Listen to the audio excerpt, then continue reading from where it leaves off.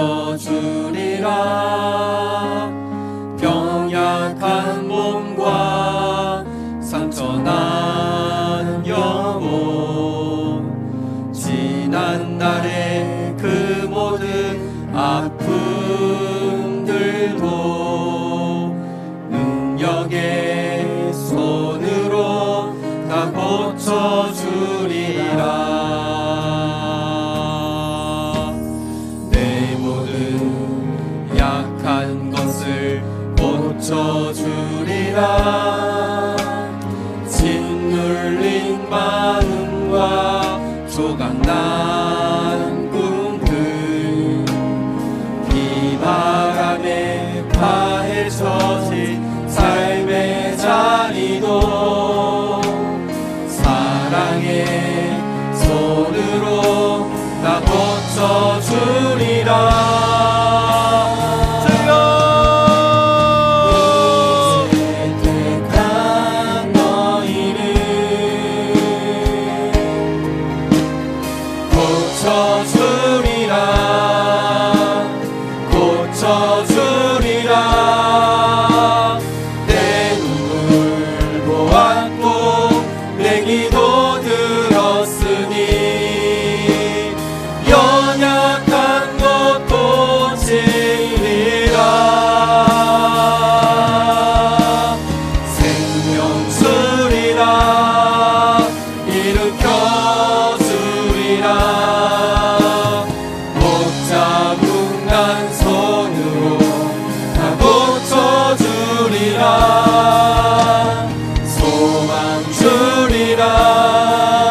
기쁨을 주리라. 내가 너를 고쳐주리라. 우리 옆에 분들 경배하겠습니다. 내가 너를 고쳐주리라. 내가 너를 고쳐주리라. 내가 너를 고쳐주리라. 내가 너를 고쳐주리라.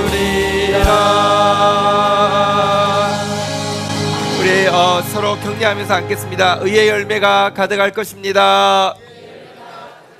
말씀이 실상이 될 것입니다. 아멘. 오늘 우리에게 주신 하나님의 말씀 받도록 하겠습니다. 우리 12통 물붓기 이제 내일 하루 남았습니다. 내일 그 새벽과 저녁 하루 남았습니다. 마지막까지 우리 그 남한 장군이 7번 씻으라고 할 때 7번 씻었을 때 하나님의 역사가 있었습니다. 마지막까지 최선을 다해 주시고요. 또 우리가 하나님께서 행하실 일에 대해서 믿음의 반응이 또한 하나님께 우리의 마음을 드리는 것이 예물입니다. 이번 12통 물붓기 하면서 한 번은 꼭 참여하시기를 축복합니다. 내일 시간 활용하셔서 우리 하나님 앞에 우리의 마음을 드리고 또 믿음의 고백으로 나와주시기를 바라겠습니다. 자, 오늘 말씀 보겠습니다. 예레미야서 29장 11절로 19절 말씀입니다. 한 절씩 교독하시겠습니다. 여호와의 말씀이니라. 너희를 향한 나의 생각을 내가 아나니 평안이요 재앙이 아니니라. 너희에게 미래와 희망을 주는 것이니라.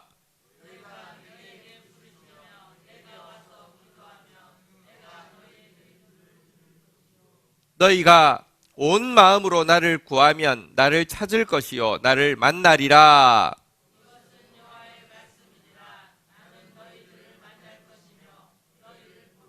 에서 다시 돌아오게 하되 내가 쫓아 보내었던 나야라들과 모든 곳에서 모아 사로잡혀 떠났던 그곳으로 돌아오게 하리라. 이것은 여호와의 말씀이니라. 너희가 말하기를 여호와께서 우리를 위하여 바벨론에서 선지자를 일으키셨느니라.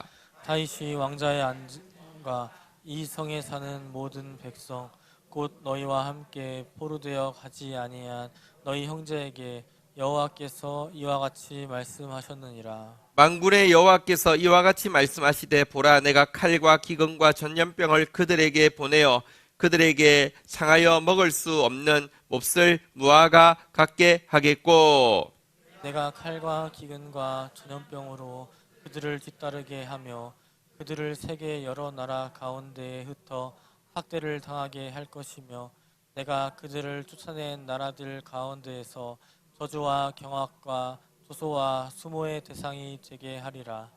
여호와의 말씀이니라. 너희들이 내 말을 듣지 않았기 때문이니라. 내가 내 종 선지자들을 너희들에게 꾸준히 보내었으나, 우리 그 다음부터 같이 읽겠습니다. 시작. 너희는 그들의 말을 듣지 않았느니라. 여호와의 말씀이니라. 아멘. 네. 오늘 우리에게 또 위로의 말씀으로, 또 소망의 말씀으로 시작하게 하셨습니다. 우리 감사하는 마음으로 예레미야서 29장 11절 나에게 주시는 말씀으로 받도록 하겠습니다. 같이 읽겠습니다. 시작. 여호와의 말씀이니라. 너희를 향한 나의 생각을 내가 아나니 평안이요 재앙이 아니니라. 너희에게 미래와 희망을 주는 것이니라. 29장은 1차 포로 잡혀가 있는 백성들에게 보낸 것이라고 했죠. 포로 잡혀가 있는 건 너무 비참하고요. 여기 나와 있는 단어대로 재앙 그 자체였을 것입니다. 그러나 하나님께서는 너희를 향한 나의 생각은 내가 안다, 이렇게 이야기하고 계십니다. 하나님의 계획 가운데서 이루어진 일이고요. 하나님의 깊은 고민과 생각 가운데 실행되어진 일인데요. 그 일을 주시는 하나님의 계획, 하나님의 이렇게 주시려고 하는 목표는 재앙이 아니고 평안이라고 이야기하고 있습니다. 미래와 희망을 주기 위함이라고 말씀하고 있습니다. 여기서 평안이라는 단어 한번 따라하겠습니다. 사롬. 영어로는 샬롬이지만 히브리 발음으로 다시 한번 따라하겠습니다. 사롬. 평안이라는 것 제가 좀 설명을 드렸지만 우리나라도 다 평안 다 이야기합니다. 평안하십니까? 이게 인사잖아요, 그죠? 근데 세상에서의 평안은 뭐냐고 하면 좀 이제 감정적인 부분이고요, 또 소극적인 부분입니다. 요즘 마음이 좀 어때? 마음이 좀 괜찮아요. 그게 요즘 평안한 것 같아요. 이거고 요즘 평안하십니까? 평안합니다라고 이야기하는 것은요, 이렇게 딱 이 정도로만 유지됐으면 좋겠어. 아무 일 안 생겼으면 좋겠어. 그냥 이렇게 이것만 관리해도 괜찮아. 이런 느낌이라고 하면 성경에서 이야기하고 있는 평안이 너희를 향한 나의 생각은 재앙이 아니고 평강이다. 그냥 마음이 요즘 좀 괜찮은 것 같아요. 이 정도만 해도 감사하죠. 이 차원이 아닙니다. 사롬의 형제 단어 두 개가 있어야지 사롬을 이렇게 정확한 뜻을 알 수 있다고 말씀드렸는데요. 형제 단어 한번 따라하겠습니다. 사람. 예, 우리 사람 할 때 딱 그 발음인데요. 사람은 뭐냐고 하면 한번 따라하겠습니다. 갚아주리라. 대적들에 대해서 여러분들 우리의 죄, 우리에게서 사실은 빼앗아가게 한, 우리를 무너지게 한 죄에 대해서, 또 대적들에 대해서 하나님께서 철저하게 갚아주신다는 단어가 이 사롬, 평안 안에 내재되어 있는 것이고요. 또 한 개 따라하겠습니다. 사렘. 이것은 온전하게 한다는 뜻입니다. 하나님께서요, 원래 우리에게 주시려고 했던 거 다 되찾아 주신다는 것이 이 사렘이라는 단어인데요. 평강이라는 말은 소극적인 것이 아니라 죄에 대해서, 대적에 대해서는 철저하게 갚아주시고, 하나님께서 우리에게 원하게 주시려고 했던 약속들에 대해서는요, 온전하게 회복시켜 주시는 것이 평안인데요. 너희를 향한 나의 생각은 이 평안 때문이다. 재앙처럼 보이느냐? 아니야. 그것 때문에 너 죄를 제대로 깨닫게 하고 나서는, 미워하게 하고 나서는 갚아주려고 그러는 것이고, 네가 잃어버린 것이 얼마나 큰지 알게 하고는, 갈망하게 하고는 채워주려고 그러는 것이야. 이것이 하나님께서 지금 포로 잡혀가 있는, 1차 포로 잡혀가 있는 다니엘을 비롯해서 이스라엘 백성들에게 주시는 말씀이고, 또 오늘 우리에게 포로와 같이 우리를 매는 문제들 가운데 있는 우리에게 주시는 약속인 것입니다. 재앙이 아니라 평안입니다. 우리 옆에 분들에게 격려하겠습니다. 재앙이 아니라 평안입니다. 미래와 희망입니다. 미래와 희망이라는 것은 또 무엇일까요? 사실 이 미래와 희망은 옛날에는 장래의 소망을 주는 것이라 그랬는데요. 그러니까 장래 소망. 근데 정확하게 여기서 말하는 미래와 희망이라는 것은 다음 세대의 회복을 이야기합니다. 동일한 단어를 예레미야서 31장 17절에 미래와 희망이 나오는데요. 31장 17절 한번 볼까요? 여기서는 이제 옛날 번역대로 똑같이 장래 소망이라고 번역했습니다. 근데 원어는 같은 것입니다. 미래와 희망입니다. 한번 같이 읽도록 하겠습니다. 읽겠습니다. 시작. 너희 장래에 소망이 있을 것이라. 너희 자녀가 자기들의 지경으로 돌아오리라. 여호와의 말씀이니라. 진짜 미래는 무엇이냐? 진짜 소망은 무엇이냐?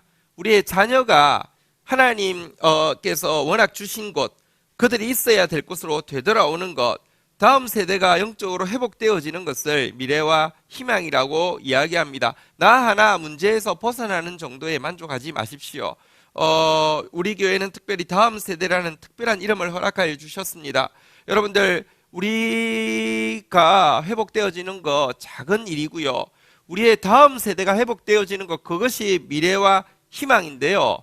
얘들아, 내가 너희에게 주는 것은 너희 세대에게 평안을 주어서 갚아주고 온전하게 하는 것으로 끝나지 않아. 너희의 오고 오는 다음 세대들이 정말로 하나님의 자녀로 있어야 될 곳에 있고 섬겨야 할 하나님을 섬기게 하기 위해서 너희들을 바벨론으로 유학 보낸 거야. 너희들에게 대학 훈련하기 위해서 지금 이렇게 특별 인텐시브 코스에 너희들을 넣은 거야. 이렇게 주님께서 말씀하고 있는 것입니다. 자, 그렇다고 하면 오늘 본문으로 다시 가서요.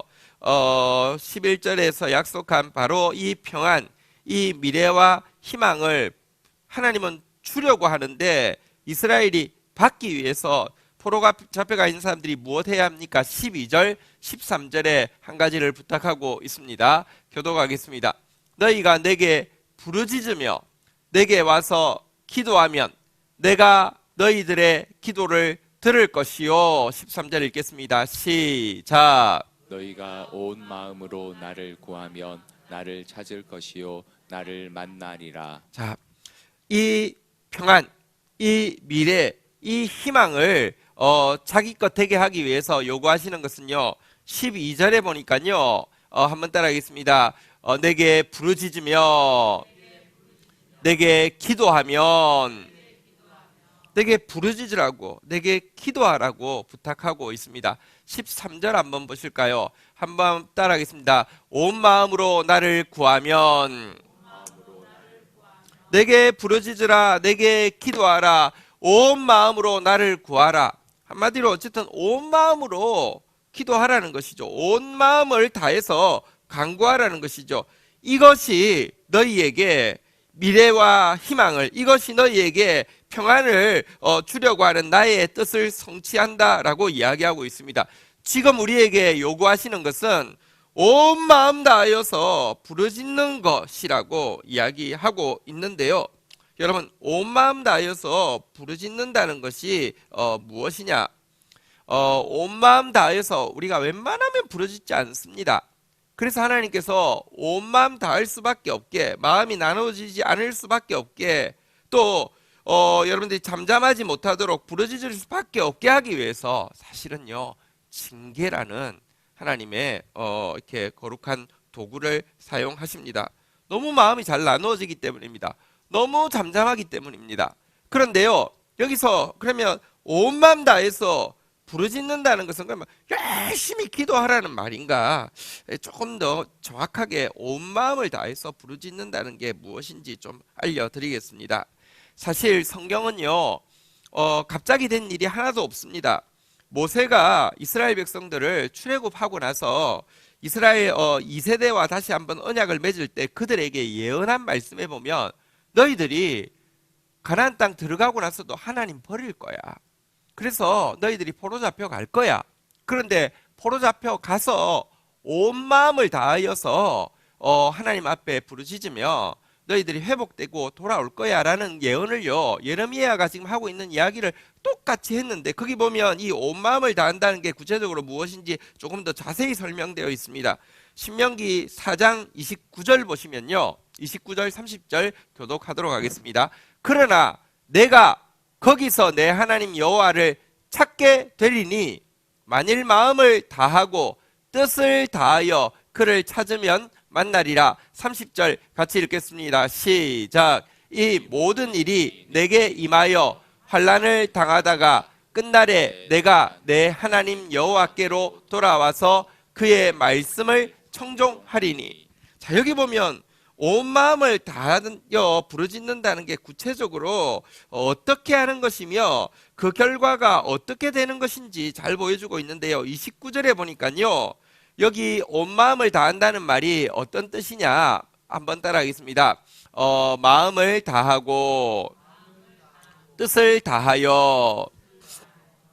이 표현은 달리 신명기에 보면 한번 더 하겠습니다. 마음을 다하고 성품을 다하고 힘을 다하여, 이렇게도 또 이렇게 이야기되어지고 있는 것인데요.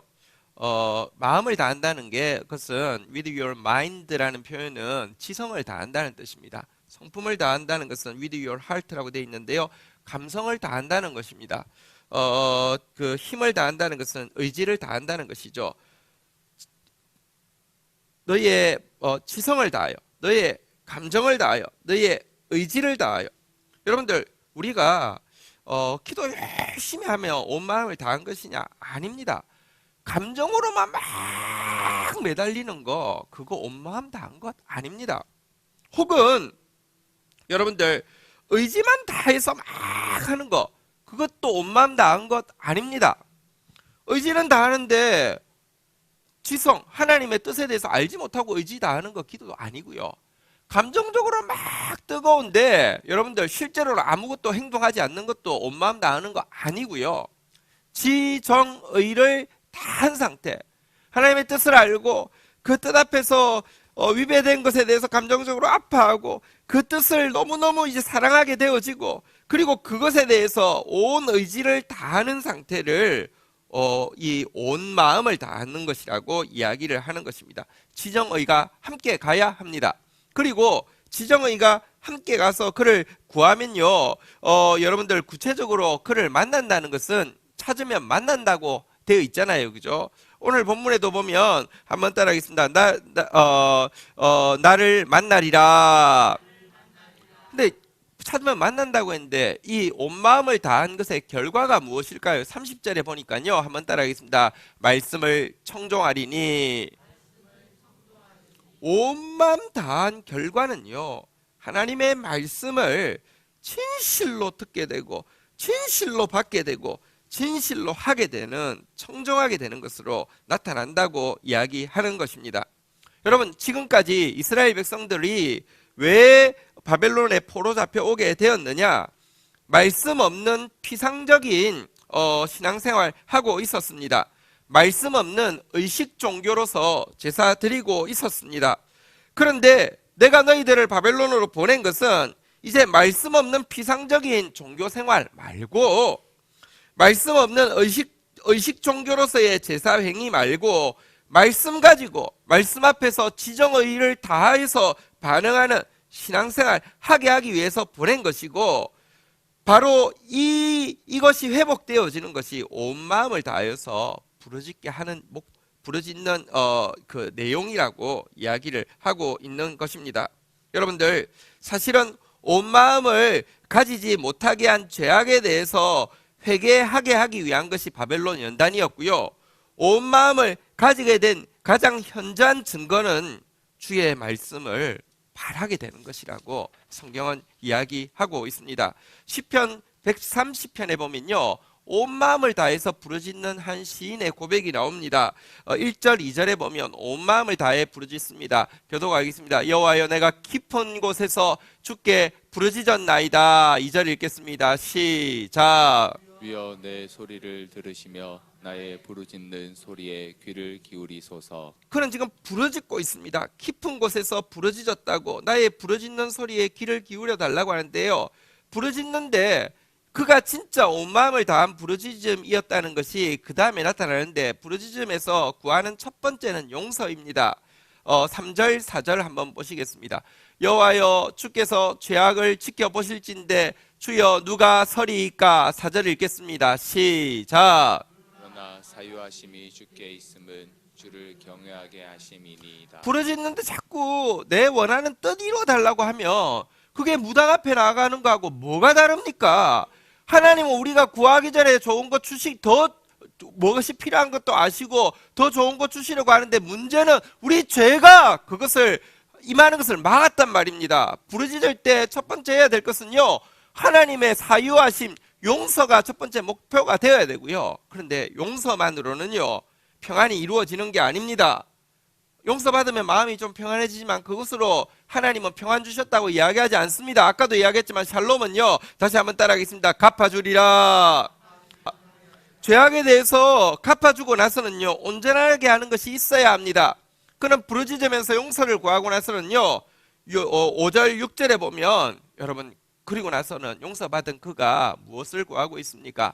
나 곧 내 영혼이 여호와를 기다리며 나는 주의 말씀을 바라노도다. 6절 읽겠습니다. 시작. 파수꾼이 아침을 기다림보다 내 영혼이 주를 더 기다리나니 참으로 파수꾼이 아침을 기다림보다 더하도다. 여러분, 파수꾼이 아침 기다릴 때, 여러분 밤에 밤새 말뚝 근무를 쓸 때가 군대에서 가끔 있습니다. 무슨 뭘 일을 할 때 병력이 안 나오면 그러니까 한 사람 보내면 밤새 아침 돼야지 돌아옵니다. 와, 그 정말 한 6, 7, 8시간 이제 서 있다 보면요, 아침이 얼마나 기다려지, 죽을 것처럼 기다려집니다. 그런데요, 파수꾼이 아침을 기다림보다 내 영혼이 더 기다린다. 참으로 파수꾼이 아침을 기다림보다 더하다 그랬는데, 구체적으로 뭘 기다린다고요? 5절에 보니까 무엇이라고 이야기합니까? 한번 따라하겠습니다. 주의 말씀을 바라는도다. 정말로 온 마음을 다하여서 부르짖는다는 것은 한편으로는 용서를 강구하는 것이고 한편으로는 말씀을 기다리는 것입니다. 여러분들, 이것이 하나님께서 이제 바벨론으로 간 이스라엘 백성들을 회복시키고자 하는 모습입니다. 말씀 없이 이스라엘 망할 때까지 제사 열심히 드리고 있었습니다. 제사 드리고 있으니까 괜찮다고 이야기했습니다. 제사 드리고 있는 것 자체가 순종이라고 착각했습니다. 아니요, 온 마음을 다한다는 것은요 지정의를 다해서 말씀 구하는 것인데요, 이것 하게 하기 위해서 너희들 그곳에 보냈고, 이것 하게 되면 평안이 임할 것이라고, 다음 세대가 회복될 것이라고 약속하고 있는 것입니다. 그것이 14절, 오늘 본문 14절에 나와 있는 약속이죠. 본문 14절로 가면요, 이처럼 너희가 온 마음 다하여 부르짖어서 정말 하나님의 말씀을 파수꾼이 아침을 기다림보다 더 기다리게 되면요 회복될 것이라고 이야기합니다. 같이 읽겠습니다. 시작. 이것은 여호와의 말씀이니라. 나는 너희들을 만날 것이며 너희를 포로된 중에서 다시 돌아오게 하되 내가 쫓아 보내었던 나라들과 모든 곳에서 모아 사로잡혀 떠났던 그곳으로 돌아오게 하리라. 이것은 여호와의 말씀이니라. 한번 따라하겠습니다. 이것은 여호와의 말씀이니라. 이것은 여호와의 말씀이니라. 앞뒤로 보증하고 있습니다. 여러분들, 정말로 하나님 앞에 나와서 부르짖어서 용서를 구하고 갈구하며 하나님의 말씀을 구하면 너는 온 마음을 다한 것이라고 하나님께서 인정해 주시고 나서는요, 하나님께서 샬롬을 회복시켜 주시겠다고, 하나님께서 미래와 소망을 열어주시겠다고 약속하고 있습니다. 이 말씀의 주인공이 여러분들입니다. 다 주인공 되기를 주의 이름으로 축원드립니다. 부르짖어서 하나님 앞에 온 마음 다하여서 나가다가 진짜 말씀이 받은 것이 최고의 행복이 되어지며 용서받은 것이 최고의 행복이 되어지면 하나님 반드시 의의 열매가 가득하게 하시고 말씀이 실상이 되게 하실 것입니다. 자, 그런데 여러분, 영적 전쟁입니다. 하나님이 일하실 때는 사단은 반드시 모조품을 가지고 일해서 그 하나님의 일을 방해하는데요, 15절에 보니까 사단이 꼭 이런 식으로 일합니다. 같이 읽도록 하겠습니다. 시작. 너희가 말하기를 여호와께서 우리를 위하여 바벨론에서 선지자를 일으키셨느니. 지금 예레미야를 통해서 하나님께서 바벨론에 있는 사람들에게 편지를 보내게 한 이유는 뭐냐고 하면 그들 속에 루머가 퍼져 있었는데요, 드디어 하나님께서 우리를 위해서 바벨론에서 선지자를 일으켰다. 그 말을 듣자 이렇게 하는 말들이 막 다 퍼져 있었다는 것입니다. 여러분, 그 선지자의 메시지가 뭐였을까요? 밑에 이제 나오는 내용을 보면 연상할 수 있는데요. 먼저 설명하고 본문을 보면 하나님이 포로된 너희들은 지금 하나님께 저주받은 증거라고. 왜냐고 하면 성전이 있는 예루살렘에서 쫓겨나 있고 하나님의 세우신 왕인 다윗의 왕조가 있는 데서 쫓겨나 있는 너희야말로 저주받은 거 아니겠냐고. 그런데 하나님께서 이제 그 포로된 저주에서 너희를 속히 건져내실 것이다. 이게 바벨론에서 어떤 사람이 일어나서 하고 있는 예언의 내용이었습니다. 이 말에 대해서 바벨론에 포로 잡혀와 있던 사람들은 많이 동요하게 되었고요. 적극적으로 이 말을 믿는 사람들은요, 적극적으로 이제 포로에서 벗어날 때가 되었으니 구체적으로는 아무 일도 여러분들 거짓 선지자 할 수 있는 게 없잖아요. 동요시키는 거예요. 동요한 결과 구체적으로 바벨론에 항거하다가 처형된 사람들이 생겨나게 되었습니다. 사실 이 편지가 지금 1절, 그러니까 우리 29장 1절에 보면 이런 표현이 나와 있는데, 선지자 예레미야가 예루살렘에서 이같이 편지를 느부갓네살이 예루살렘에서 바벨론으로 끌고 간 포로 중, 한번 따라하겠습니다. 남아있는 백성들이 보냈잖아요. 남아있다는 말은 무슨 뜻이겠습니까? 갔는데 여러분, 그들 중에서 일부가 처형됐다는 뜻입니다. 그들이 처형된 이유는 이 예언 믿고 이 거짓 예언 믿고 뭐 하다가 이렇게 처형된 것을 암시해주고 있는 단어입니다. 어쨌든 여러분들, 사단은요, 하나님 말씀 믿지 못하게 하기 위해서 꼭 가짜를 세운단 말입니다. 말씀이 아니라 말에 현혹되도록 꼭 말을 보낸다는 말입니다. 자, 그들의 말의 내용이 아까 제가 설명했는데요. 자, 16절, 오늘 본문 16절에 가보면 조금 자세히 알 수 있습니다. 자, 우리 그 16절 한번 보도록 하겠습니다. 16절부터 18절까지 교독하겠습니다. 다윗의 왕자에 앉은 왕과 이 성에 사는 모든 백성 곧 너희와 함께 포로되어 가지 아니한 너희 형제에게 여호와께서 이와 같이 말씀하셨느니라. 만군의 여호와께서 이와 같이 말씀하시되 보라, 내가 칼과 기근과 전염병을 그들에게 보내어 그들에게 상하여 먹을 수 없는 몹쓸 무화과 같게 하겠고. 18절 같이 읽겠습니다. 시작. 내가 칼과 기근과 전염병으로 그들을 뒤따르게 하며 그들을 세계 여러 나라 가운데 흩어 학대를 당하게 할 것이며 내가 그들을 쫓아낸 나라들 가운데에서 저주와 경악과 조소와 수모의 대상이 되게 하리라. 이 무슨 말입니까? 지금 포로 잡혀가 있는 너희들은 하나님께 저주받았다고 이야기하고, 반대로 예루살렘에 있는 지금 무리들은 성전도 있고 다윗의 왕조가 아직까지 남아 있으니까 하나님께서 축복받은 자들이라고 거짓 선지자들의 메시지가 항상 이것이었는데요. 여기에 대해서 예레미야가 앞에서도 이야기했지만, 저들은 예루살렘에 남아있는 저들이 몹쓸 극히 나쁜 무화과 나무 같은 존재이고, 너희들이 지금 이 징계 가운데 들어가 있는 너희들이 하나님 앞에서 극히 좋은 무화과 나무다라고 이야기를 하는 것입니다. 그래서 그들은 여기 보니까요, 17절에 보니까요, 한번 따라하겠습니다. 칼과 기근과 전염병을 보내겠다, 이렇게 이야기합니다. 18절 보니까요, 또 다시 이야기합니다. 칼과 기근과 전염병으로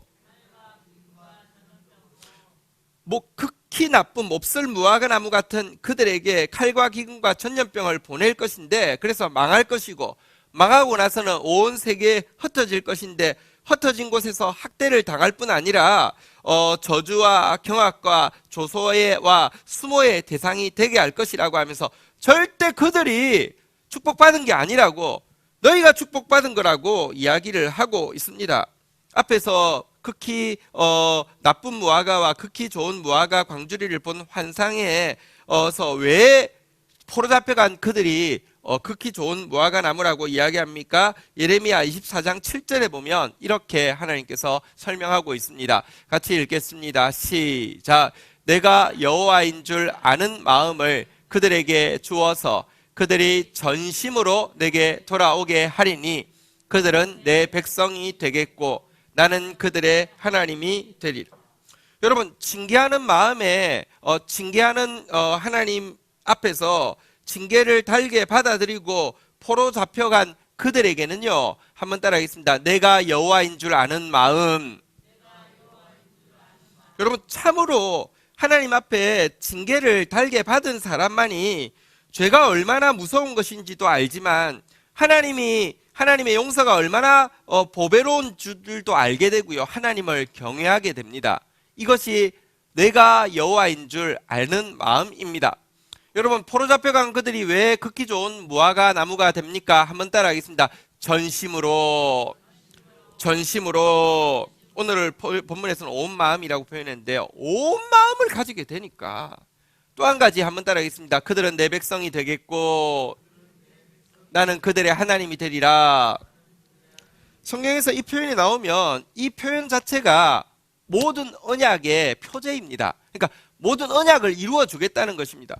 너희들이 왜 이 복받은 백성이고 너희들이 왜 극히 좋은 무화과 나무인 줄 아느냐? 너희는 그 포로 잡혀간 곳에서 전심이 회복될 것이고 언약, 하나님이 너희에게 준 모든 언약을 회복하게 될 것이기 때문이다 라고 이야기하는 것입니다. 매를 달게 받은 사람만이 하나님을 두려워하면서도 하나님에 대해서 친밀함을 느낄 수 있고 하나님 앞에 떨면서도 하나님을 기뻐할 수 있고 죄를 끊을 수 있고 하나님의 약속을 취할 수 있기 때문입니다. 이렇게 선지자는 이야기하는데 거짓 선지자는 아니라고, 너는 지금 저주받았고 상황이 지금 바뀌어야 된다고, 하나님이 도와주신다고, 이런 식으로 그들을 부추기고 있었던 것을 알 수 있습니다. 자, 여러분, 예루살렘에 있는 사람들은 그러면 왜 저주받은 그 사람이라고, 왜 극히 나쁜 무화과 나무라고 이야기합니까? 오늘 19절 마지막 절인데요, 한번 볼까요? 같이 한번 읽도록 하겠습니다. 읽겠습니다. 시작. 여호와의 말씀이니라. 너희들이 내 말을 듣지 않았기 때문이니라. 내가 내 종 선지자들을 너희들에게 꾸준히 보내었으나 너희는 그들의 말을 듣지 않았느니라. 여호와의 말씀이니라. 여러분, 왜 예루살렘에 남아있는 사람들은 그러면 저주받은 사람이냐? 그들은요, 하나님의 말씀을 듣지 않고 있기 때문입니다. 말씀 듣지 않는 상태가 저주입니다. 그들이 왜 하나님 말씀 듣지 않습니까? 우리에게는 성전이 있어, 우리에게는 다윗 왕의 자손이 있어, 우리는 괜찮아. 교만입니다. 교만이 저주고 극히 나쁜 무화과 나무고요, 말씀 없는 것이 저주고요, 오늘 이야기하고 있는 칼과 기근과 전염병을 통하여서 저주와 경악과 조소와 수모의 대상이 되게 하는 것이 말씀 없는 상태, 여러분, 겸손 없는 상태가 바로 이것이라고 이야기를 하고 있습니다. 어쨌거나 여러분, 지금 포로 잡혀가 있는 사람은 결국 예레미야의 편지와 그들 가운데 퍼져 있는 루머 가운데 하나를 선택해야 합니다.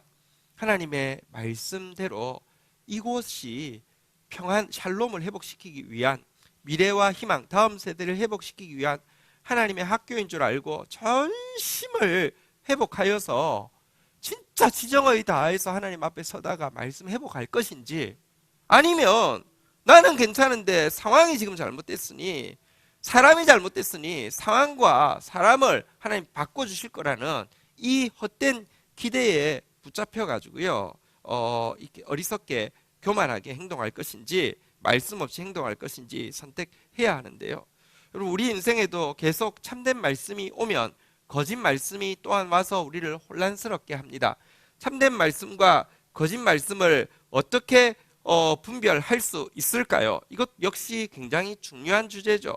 성경 모세가 이스라엘 백성들에게 이스라엘 출애굽 2세에게 미래의 일들을 예언하면서 또 이렇게도 예언하고 있습니다. 신명기 18장 21절에 보면 이 주제에 대해서 말씀합니다. 너희가 마음속으로 이르기를 그 말이 여호와께서 이르신 말씀인지 우리가 어찌 알리요? 그러니까 여러분, 저 말이 달콤한데 이 말을 내가 받아야 되는지, 저 말이 잘 믿어지지 않는데 저 말을 받아야 되는지 내가 어떻게 분별할 수 있겠느냐? 이 질문, 그리스도인에게 굉장히 중요한 질문입니다. 여기에 대해서 두 가지로 참된 말씀과 거짓된 말씀을 분별할 수 있는 기준을 세워 주셨습니다. 첫 번째 기준은요, 지금 이게 이제 그 문구가 중간에 질문이 나와 있지만 답을 아래 위로 하고 있기 때문에 신명기 18장 20절하고 22절에 답이 나오는데요. 20절 먼저 읽도록 하겠습니다. 20절 읽겠습니다. 시작. 만일 어떤 선지자가 내가 전하라고 명령하지 아니한 말을 제 마음대로 내 이름으로 전하든지 다른 신들의 이름으로 말하면 그 선지자는 죽임을. 거짓 예언은 무엇입니까? 하나님이 전하라고 하지 않은 내용, 다른 신들의 이름, 우상의 이름인데요. 여러분, 우상의 메시지가 무엇입니까?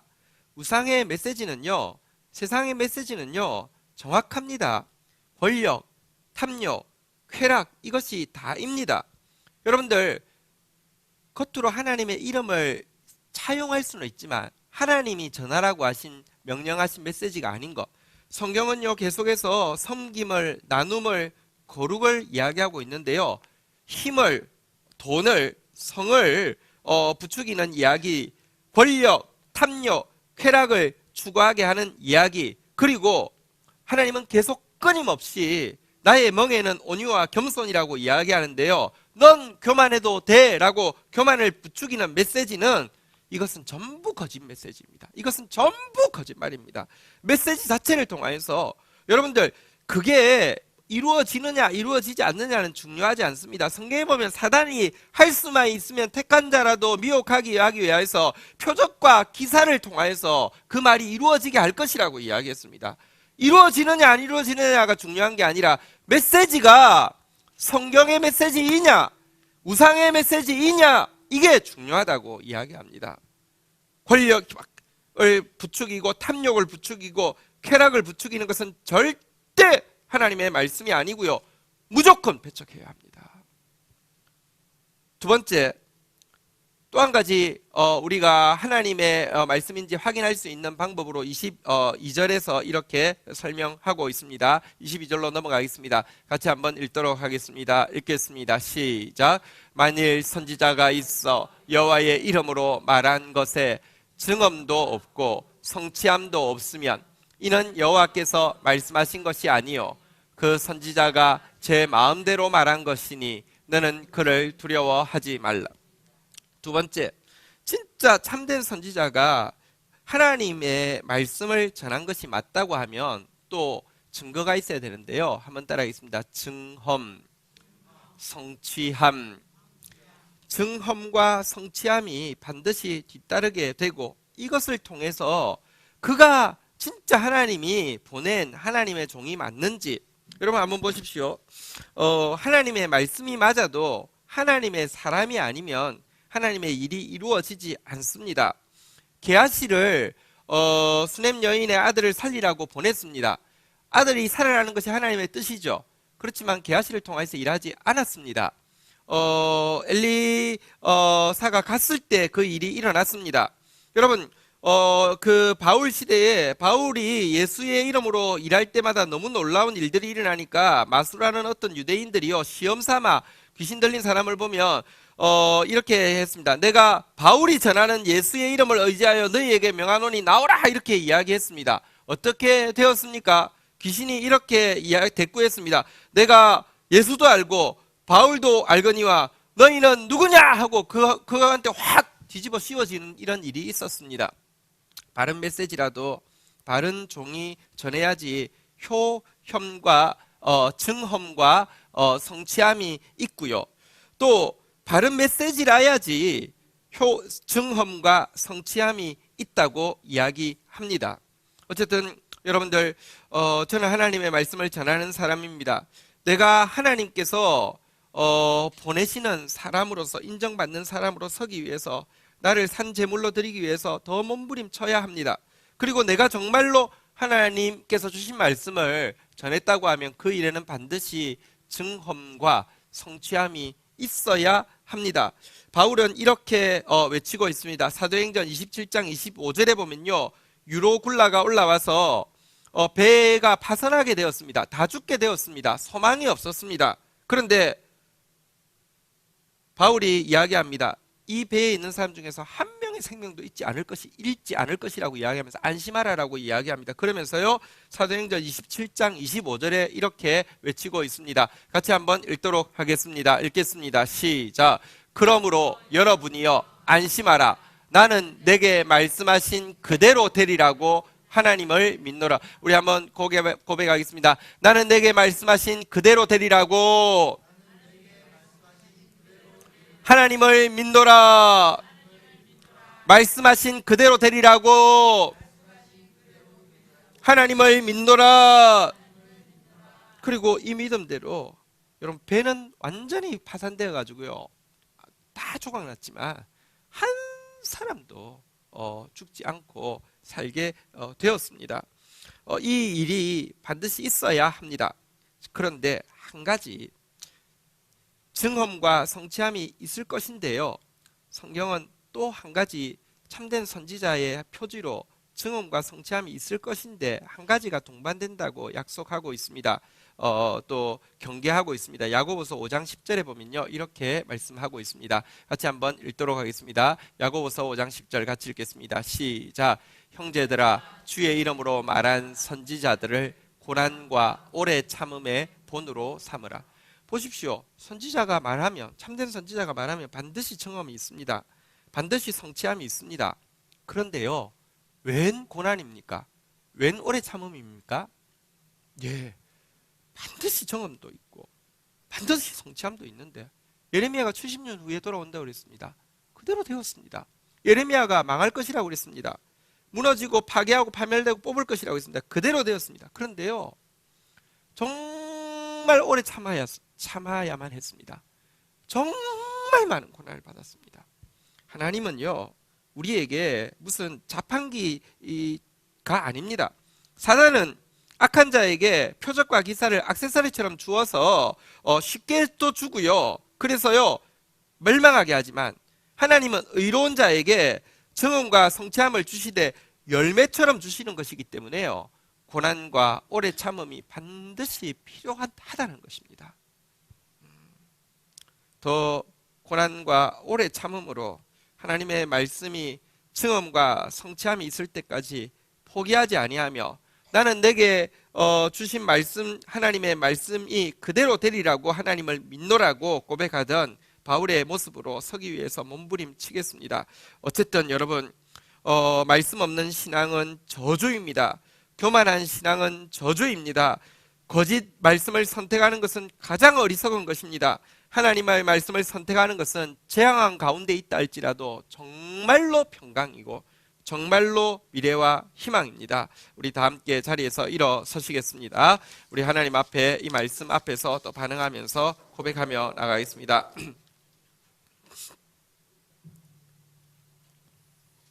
하나님의 음성을 듣고자 기도하면 우리 같이 한번 찬양하고 주님 앞에 나가겠습니다.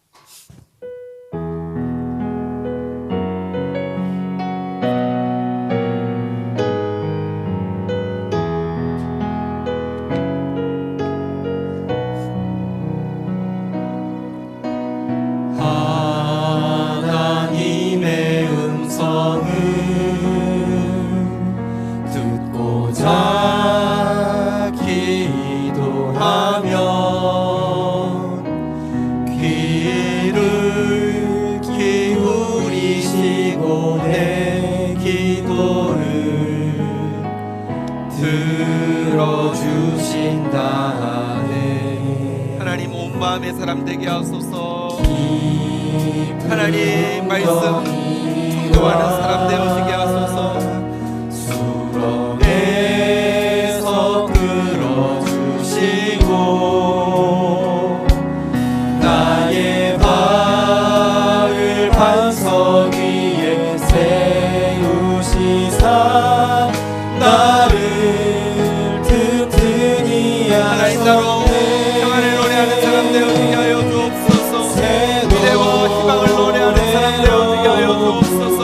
잡아주셨다고, 어떻게 하셨다고, 다음 세대를 세워주셨다고 노래하는 자 되어지게 하여 주시옵소서.